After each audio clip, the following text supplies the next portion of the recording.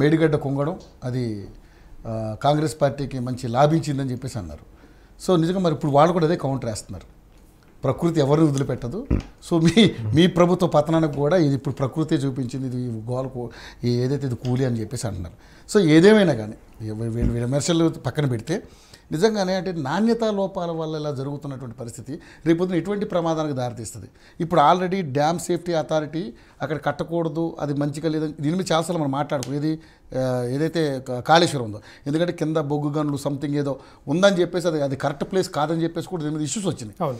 ఇప్పుడు ఇక్కడ కూడా ఏం జరుగుతుంది, నాణ్యతా లోపమా లేకపోతే దానికి అంత కెపాసిటీకి తగ్గట్టుగా అది ఏదైతే ఆ కూలిన గోడ ఏదైతే ఉందో కెపాసిటీకి తగ్గట్టుగా లేదా ఏంటి అసలు ఏముంది? ఇటు అధికార పార్టీ అటు విపక్షం వేళ బురద జల్లుకుని కార్యక్రమాలు చేస్తున్నారు, నువ్వు దొంగ అంటే నువ్వు దొంగ, నువ్వు దొంగ అంటే నువ్వు దొంగ. కానీ ఇక్కడ మ్యాటర్ ఏంటి, మీరు కూడా అధికారంలో ఉన్నారు, కేంద్రంలో నెక్స్ట్ ఇక్కడ అధికారం రావడానికి ప్రయత్నం చేస్తున్నారు కాబట్టి కరెక్ట్గా చెప్పండి, మీకేమనిపిస్తుంది దీని విషయంలో? ముఖ్యంగా ముందుగా అందరికీ నమస్కారం. సుంకిశాల ప్రాజెక్ట్ అనేది బేసిక్గా హైదరాబాద్ తాగునీటి చేపట్టిన మెయిన్ అది బేసిక్గా అది చాలామంది అంతకుముందు కూడా సర్వే చేసినప్పుడు కూడా డెడ్ స్టోరేజ్ దగ్గర ఈ సుంకిశాల ప్రాజెక్టు కడుతున్నారు, అది ఉపయోగం రాదు అని చెప్పేసి కొంతమంది నిపుణులు కూడా చెప్పారు. అయినా కూడా అంతకుముందు దానికి ముందుగా ఏం చేశారంటే టాటా కన్సల్టెన్సీ సంస్థతోటి సర్వే చేయించి వాళ్ళు ఒక డిపిఆర్ ఇచ్చారు. ఇచ్చిన తర్వాత ఎక్కడ కట్టాలి, ఎంత ఖర్చు అవుతుంది అంతా కూడా ఇచ్చారు టోటల్గా. కానీ దాన్ని కాదనుకొని ఇప్పుడు 2014లో కేసీఆర్ ప్రభుత్వం అధికారంలోకి వచ్చింది. అప్పటి నుంచి ఇప్పటివరకు దాని గురించి పట్టించుకోకుండా అన్ని ప్రాజెక్టులో మనం చూసాం. ఆ ప్రాజెక్టులన్నీ అయిపోయినాయి, ఏదో ఒక ప్రాజెక్ట్ చేపట్టాలి, ఒక డిజైను తర్వాత ఈ టాటా కన్సల్టెన్సీ ఇచ్చిన తర్వాత కూడా డిపిఆర్ ఇచ్చిన తర్వాత కూడా అక్కడ డిజైన్ కానీ లేకపోతే ఇవన్నీ కానీ దాన్ని కాదని చెప్పేసి వేరే దగ్గర ఈ సుంకిశాల దగ్గర కట్టడం. తర్వాత ఆ ప్రాజెక్ట్ ఎందుకంటే అది 1200 కోట్లు అప్పుడు ఎస్టిమేషన్ ఉంటే దాన్ని మళ్ళీ 2200 కోట్లకి దాన్ని మార్చారు. అంటే డిజైన్ మార్చారు, ప్లేస్ మార్చారు, తర్వాత ప్రాజెక్ట్ వ్యయం కూడా మార్చారు. అంటే దేనికోసం ఇది, ఎవరి మానస పుత్రిక ఇది ఎవరి జేబులో తీసుకుపోవడానికి ఇదంతా కూడా, ఎవరు దోపిడీ లేకపోతే దాచుకోవడానికి ఇదంతా కూడా. ఎందుకంటే ఏదైనా ఒక ప్రాజెక్ట్ కట్టినప్పుడు ఆ ప్రాజెక్టు ఆల్రెడీ ఇచ్చినప్పుడు 1200 కోట్లు దాన్ని మార్చాల్సిన ఇది ఎందుకు వచ్చింది అనేది ఇది ఫస్ట్ ప్రశ్నార్థకం. ఎందుకంటే దాని మీద ఎంక్వైరీ వేయాలి, అసలు ఎందుకు వేశారు, ఎవరు చేస్తున్నారు ఇదంతా కూడా. ఈ తర్వాత దాంతో పాటుగా ఈ కేటీఆర్ నిర్ణయించిన తర్వాత ఈ కాంట్రాక్ట్ సంస్థ ఎవరు, మెగా ఇంజనీరింగ్ మనం చూసాము. ఇది కాళేశ్వరం ప్రాజెక్టు కూడా చూసాము. కాళేశ్వరం ప్రాజెక్టులో ఏ విధంగా అక్రమాలు జరిగినాయో, ఏ విధంగా కుంగిపోతుందో, బొంగలు పడుతుందో, క్రాకులు వచ్చినాయో ఇవంతా కూడా మనం క్లియర్గా గత 6-7 నెలల నుంచి మనం చూస్తాం. అదేవిధంగా ఇప్పుడు కూడా సుంకిశాల కూడా ఇదే విధంగా జరుగుతూ ఉందంటే అది ఎవరు స్టార్ట్ చేశారు? బీఆర్ఎస్ ప్రభుత్వం స్టార్ట్ చేసింది, కేసీఆర్ ప్రభుత్వం స్టార్ట్ చేసింది 2022లో. మరి అడావిడిగా అంత తొందరగా పనులు చేయాల్సిన అవసరం ఏముంది? నాణ్యత లేని పనులు, నాసిరకం పనులు చేయాల్సిన అవసరం ఏముంది? మెల్లగట్టాలి. ఇప్పుడు ఏదైతే ఎంత పెద్ద ప్రాజెక్టు 93,000 కోట్లు ఖర్చు పెట్టి కాళేశ్వరం ఏదైతే కట్టిరో అన్న ఎన్ని సంవత్సరాలు కట్టాలండి అది?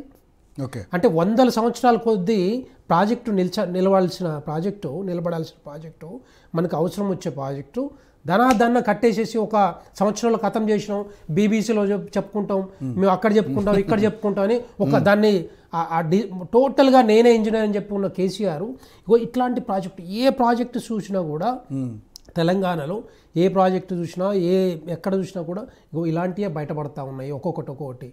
రేపొద్దున ఒకవేళ బై మిస్టేక్ మళ్ళీ గవర్నమెంట్ వచ్చి ఉంటే కూడా ఇవన్నీ కూడా మళ్ళీ ఎవరికి ఏం కనిపించకపోయాయి, తెలంగాణ ప్రజలకు కనిపించకపోయేవి. సో ఈ విధంగా సుంకిశాల ప్రాజెక్టు మీద కూడా మరి 100 కోట్లు ఖర్చు పెట్టి దాన్ని కృష్ణా నీళ్ళపాలు చేస్తున్నారు. దీని అంత కారణం ఏంటంటే మొదలుపెట్టింది ఎవరు? ఇప్పుడు కాంగ్రెస్ పార్టీ మొన్ననే వచ్చింది కదా, అంటే ఇప్పుడు 2వ తారీఖున కూలిపోయింది, అది కూలింది, 2వ తారీఖు కూలిన తర్వాత కూడా 2వ తారీఖు కూలిన తర్వాత అంటే కంప్లీట్ చేయండి. Sir, water sir, water water water water sir, sir, ఒక్క నిమిషం ఉండండి. కంప్లీట్ చేయండి. ఎందుకే తొందరపడతారు? మీరు మళ్ళీ మాట్లాడుతున్నారు కదా. కొద్దిగా ఆగరాదు, తొందరపడతారు ఒక్క నిమిషం ఎందుకు? కంప్లీట్ చేయండి. ఆగే, కొద్దిగా ఆగే.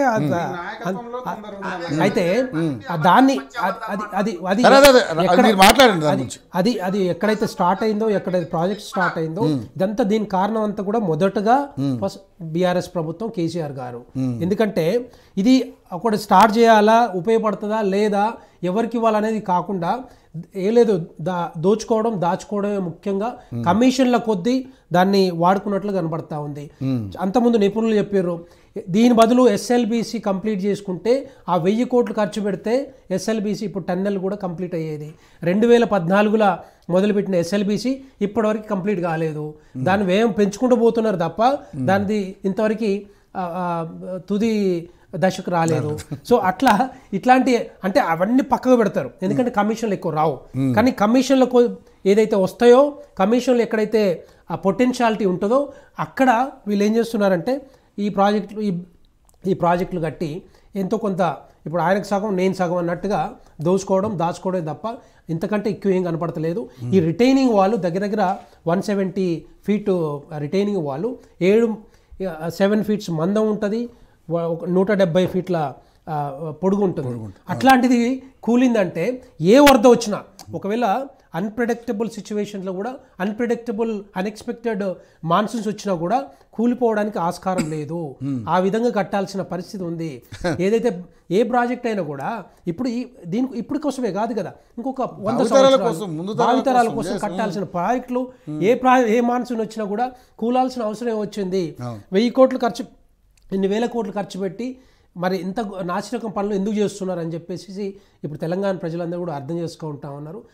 ఏ ప్రాజెక్ట్ అయినా కూడా ఇప్పుడు బీఆర్ఎస్ ప్రభుత్వంలో కట్టిన ప్రాజెక్టులన్నీ కూడా ఏదో ఒక రకంగా ఒక్కొక్కటి బయటకు వస్తున్నాయి.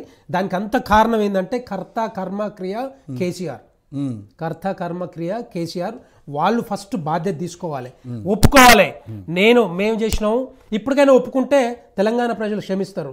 లేదు అంటే మళ్ళీ అట్లాగే కూర్చోబెడతారు, ఫామ్ హౌస్లో బందీ చేస్తారు, మళ్ళీ బయటకు వచ్చే పరిస్థితి కనపడదు. ఎందుకంటే ఒక్కొక్కరు ఇప్పుడు చదువు రాని వాళ్ళు కూడా, అక్షరాభ్యాసం లేని వాళ్ళు కూడా అర్థం చేసుకుంటున్నారు. ఊర్లలో ఏం జరుగుతుందో కూడా అర్థం చేసుకుంటున్నారు, ఏం మాట్లాడుతున్నావో అర్థం చేసుకుంటున్నారు.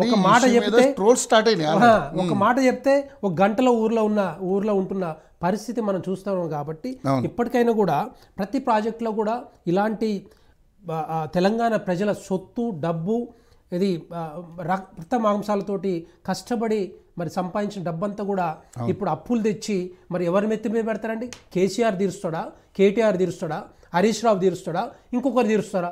ఎవరు చేయాలి పని అంతా కూడా? ఇదంతా ఈ డబ్బంతా కూడా మళ్ళా అప్పుల కుప్ప తెలంగాణ ప్రజల మీద పెట్టాలి. ఇప్పుడు చూడండి, ఇప్పుడు మద్యం ఎన్ని వేల కోట్లు వస్తుంది మద్యం మీద. తర్వాత మనకి డబ్బులు లేక ఇప్పుడు తెలంగాణలో ప్రభుత్వ భూములు కూడా అమ్మాల్సిన పరిస్థితి వస్తుందంటే మీరు చూసారు. బీఆర్ఎస్ ప్రభుత్వాలు అమ్మారు, తర్వాత రిజిస్ట్రేషన్ ఛార్జీలు పెంచారు, రేట్లు పెంచారు, అన్ని రేట్లు అన్ని జరిగినాయి. కానీ అవి మళ్ళీ పెంచుతారు. సో అట్లాంటిది జరుగుతుందంటే ఇదంతా కారణం ఏంది? అప్పుల కుప్పను తీర్చాలి. అప్పుల కుప్ప అంతా కూడా ఇంకా అప్పులు చేయాలి, లేకపోతే తెలంగాణ బిడ్డల మీద, తెలంగాణ ప్రజల నెత్తి మీద ఈ అప్పులన్నీ పెట్టాలి. మరి దీనంతా కారణం ఎవరు చేశారు? ఈ 10 సంవత్సరాల కాలంలో తెలంగాణ ప్రజలు గమనిస్తూ ఉన్నారు. ఇవన్నీ కూడా తప్పులు ఒప్పుకోకుండా ఎంతసేపు ఉన్నా కూడా మీడియాలో వచ్చి నేనే జబ్బలు దర్చుకుని అరే మేము తప్పు చేయలేము, మీరే తప్పు చేసినట్టు కరెక్ట్ కాదు. ఈ కొన్ని రోజులు ఆగాలి, ఇంకా చాలా వస్తాయి బయటికి. ఇవన్నిటి కూడా కారణం ఏంటంటే ఒక సరైన అడ్మినిస్ట్రేషన్ లేక ఫామ్ హౌస్లో కూర్చొని నువ్వు అది కట్టు, నువ్వు అది చేయి, నువ్వు ఇది చేయి అని చెప్పి వాళ్ళకి ఆర్డర్స్ ఇచ్చి దాన్ని పట్టించుకోకుండా, మానిటరింగ్ లేకుండా, దాని ఆ కాంట్రాక్ట్ సర్వీస్ లేకుండా ఉంటే మాత్రం ఇట్లాంటి లోపాలు కనపడతా ఉన్నాయి. ఇదంతా కూడా మన డబ్బంతా కూడా, తెలంగాణ ప్రజల డబ్బంతా కూడా మరి నీళ్ళ పాలు చేస్తూ ఉన్నారు.